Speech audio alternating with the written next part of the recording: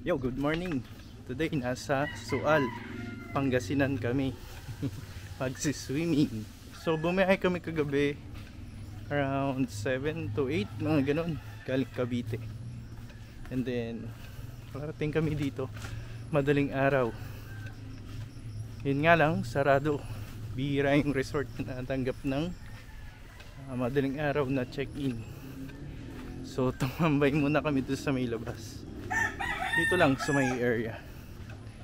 So ngayong umaga 6 AM nagpunta na kami. Ang parking fee ay 50 pesos lang. So medyo malayo yung parking dun sa mismong beach o beach area na nahanap nung misis ko. So ito na ang beach area.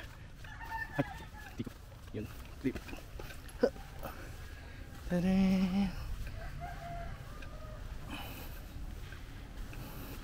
So first time kong makapunta rito. So hindi ko alam yung i-expect ko.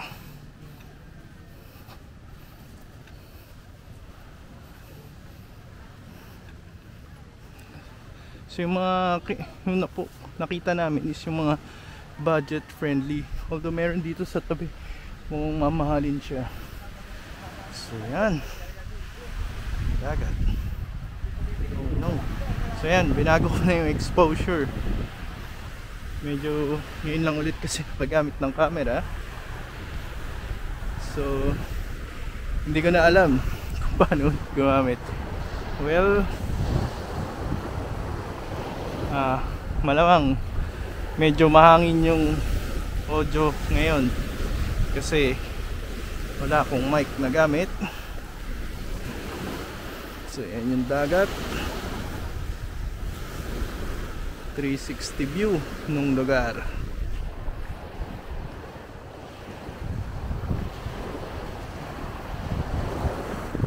Ito yung buhangin, pino siya. So naalala ko yung lakad namin papuntang Boracay. Yan.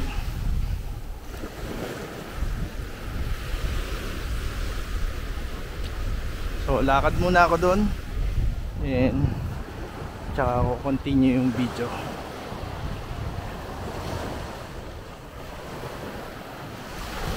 Alam ko, nagpapahiram naman sila. So yun, nandito na kami sa may cottage namin. Yan. So malapit lang siya sa dagat.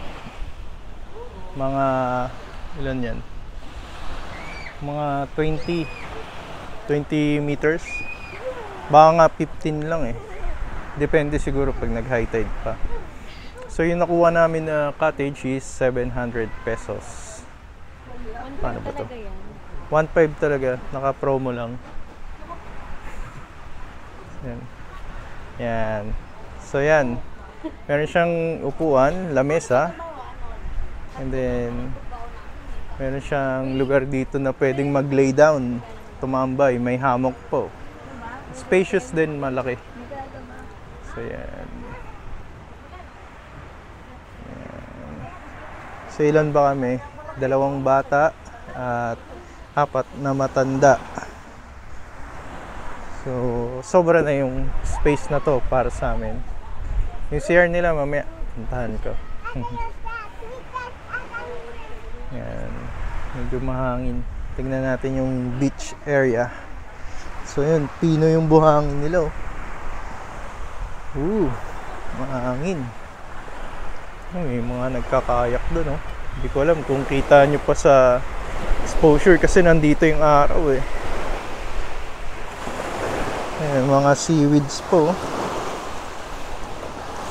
Ayan. So indikasyon na malinis ang dagat. Naalala ko sa Batangas may napag-swimmingan kami. Ganito yung ano niya. Ganito yung area niya, may mga seaweeds. Itong biyahe dito inabot ng 6 na oras. Medyo mabagal kami, tapos naglooban pa kami eh. Yan, so ang lapit lang ng dagat dun sa cottage namin. Oh.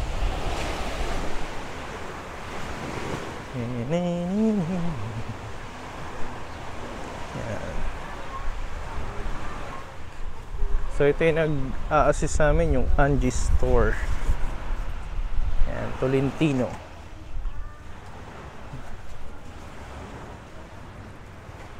Ito yung CR. Mamaya na tayo punta. Ay sige, punta na tayo.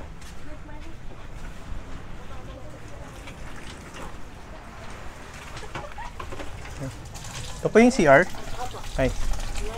Ay, good morning po. May tao? Wala. Ayun, sige.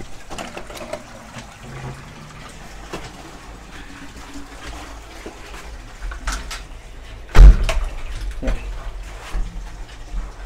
So, typical na CR. Malinis naman siya. Yan. So, nakita kanina, nagpa-pump. Nagpa-pump. So yun, galing ako sa CR. Typical na CR siya. Walang running water pero malinis naman. Yun, nakita nyo may nagbobomba pagdaan ko kanina. Nagbobomba. Napansin nyo. So sa tapat, meron siyang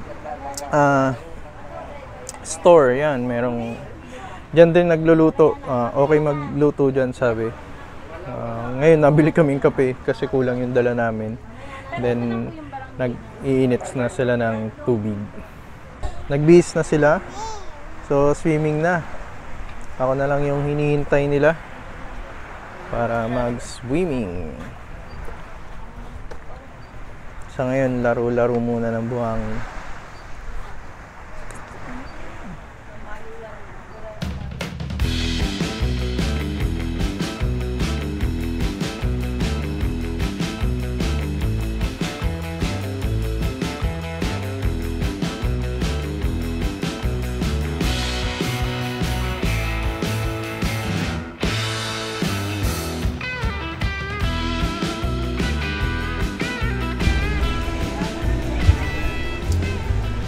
Ayun o, liligo na ang aking dalawang anak at ang aking biyanan.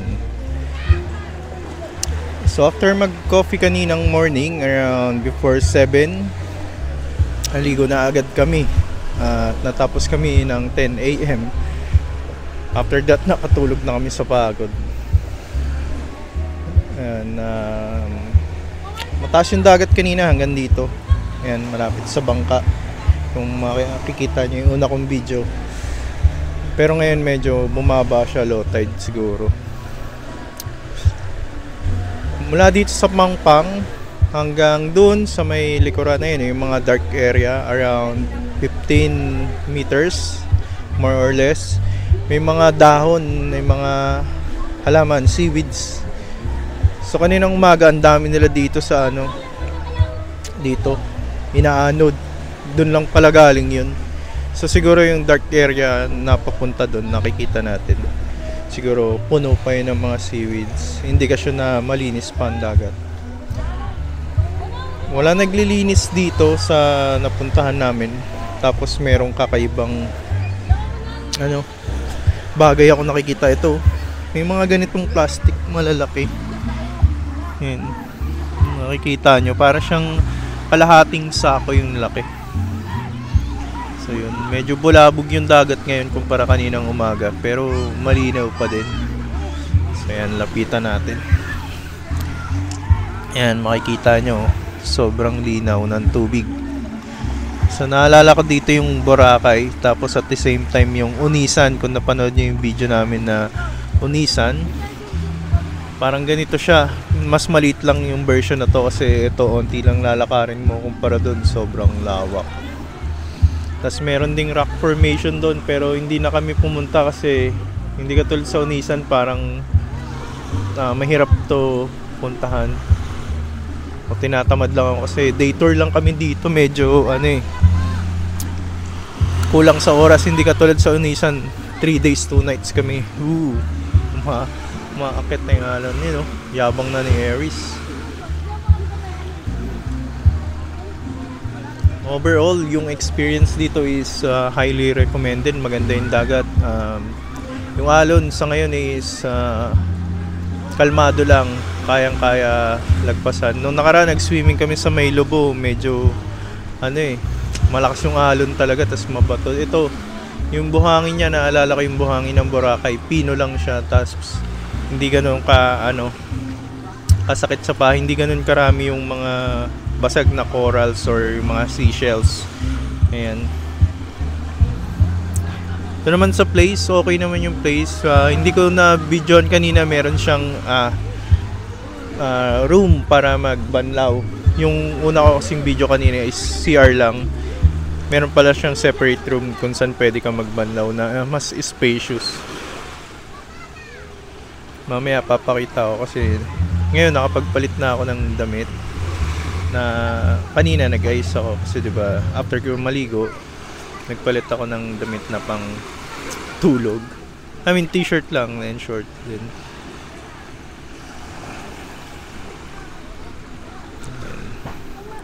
So ngayon na lang ulit ako nag-video. Uy, natumba. Ngayon lang ako nag-video kaya hindi ko sure kung gaano kalakas yung wind noise. So ngayon is mahangin, maalon at the same time. So dapat medyo maingay yung audio. Pero sana hindi. Sayang yung recording. Kanina pa ako nagising mga 12. So 2 hours din ako nakatulog. Hindi ako nag-record agad kasi daming kumakanta ng videoke. So hindi ko alam kung gaano kaingay yung kung gaano kaingay mapipick up ng mic yung audio level ng kumakanta ng videoke. Yan o. Yan, makikita mo malinaw yung tubig. Tas pag nandun ka sa gitna, mga 5 to 10 meters from here, pino na, parang ang tawag doon, putik yung style ng buhangin. So peaceful naman dito. Yan, may puno pwede akyatin.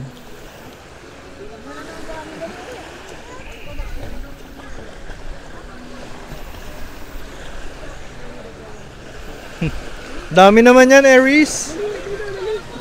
Aries, lagyan mo daw si Lola ng buhangin. Yan. Ayaw umahon ni Aries kanina. Ano daw, swimming pa daw siya. Pero nung inahon na namin, pagkabanlaw na tulog agad eh. Himbing ng tulog kahit mainit, walang electric fan eh.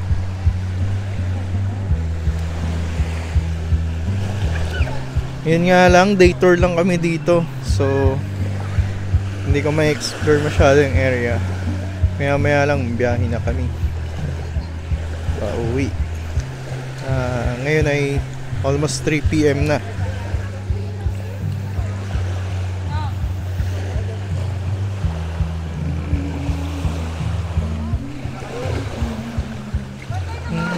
Yan o, malinaw yung tubig. Kanina nga pala may mga isda ako nakikita dito, mga maliliit. Pero ngayon wala eh. Yan. Ayun. Oo, nakikita nyo parang dilis yung size. Kanina mas malalaki eh. Ayan o, andun siya.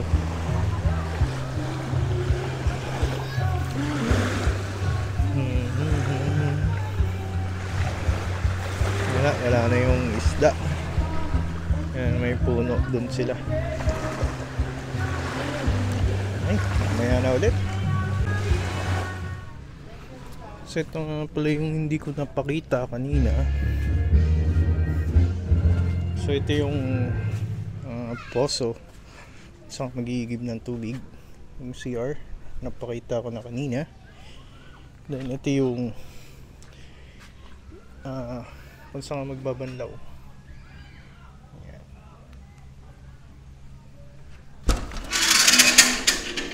So dapat pala kinabit ko yung wide angle lens. Wait lang, kabit natin yun. So ito yung mga 2 by 2.5 meters yung laki. Ayan. Tapos may ilaw. Sampalo. So, switch ng ilaw. Yan, kala ko walang banlawan. Tapos dito ako nagbabanlaw. Tapos yun, nung nabasa ko dun, meron para.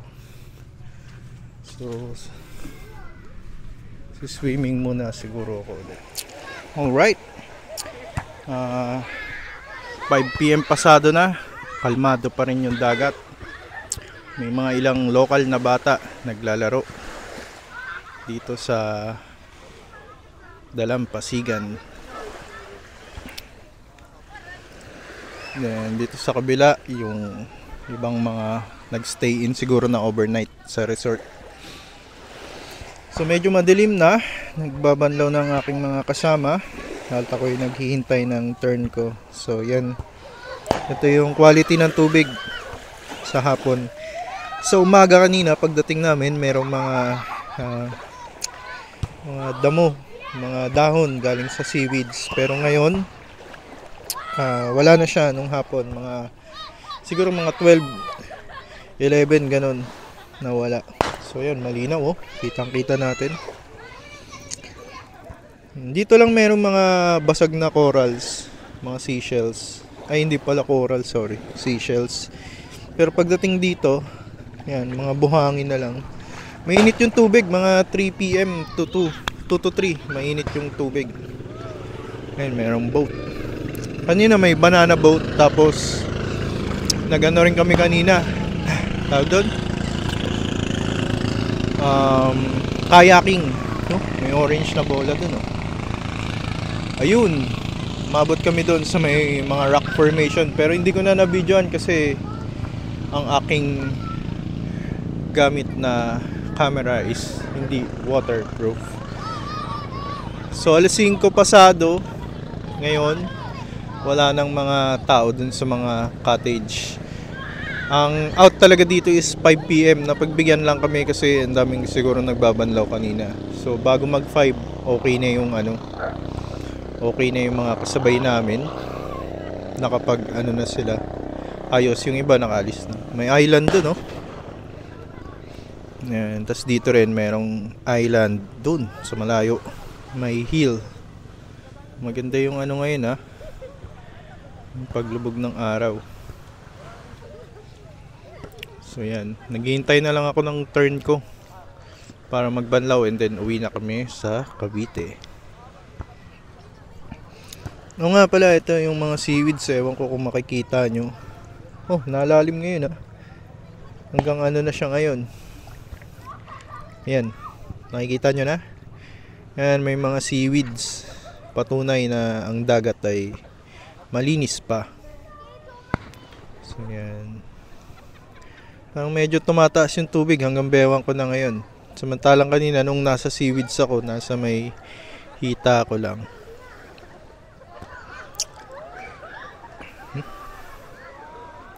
May linaw naman yung dagat. May ilan lang mga plastic talaga. Yung katulad na napakita ko kanina, kakaiba yung plastic. Malalaki siya, parang kalahating sako. Hindi ko, ay no, meron pa dun. Ewan ko kung kita nyo sa camera.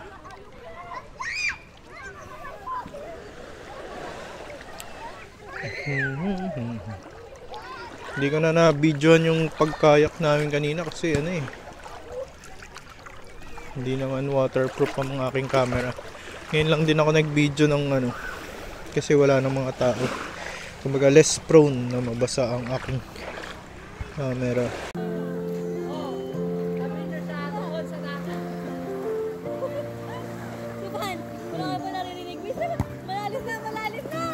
Mababaw pa nga lang eh. Nandun na nga kami. Ayun lang kay Eris.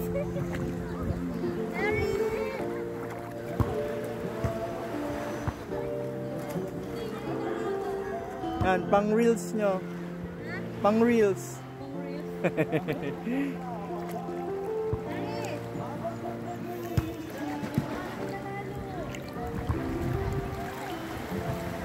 Ayun. Ang di ba? Linaw.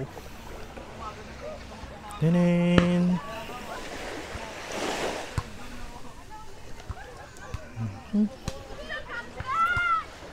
Bye. Uwi na kami. Bye-bye. Saan galing?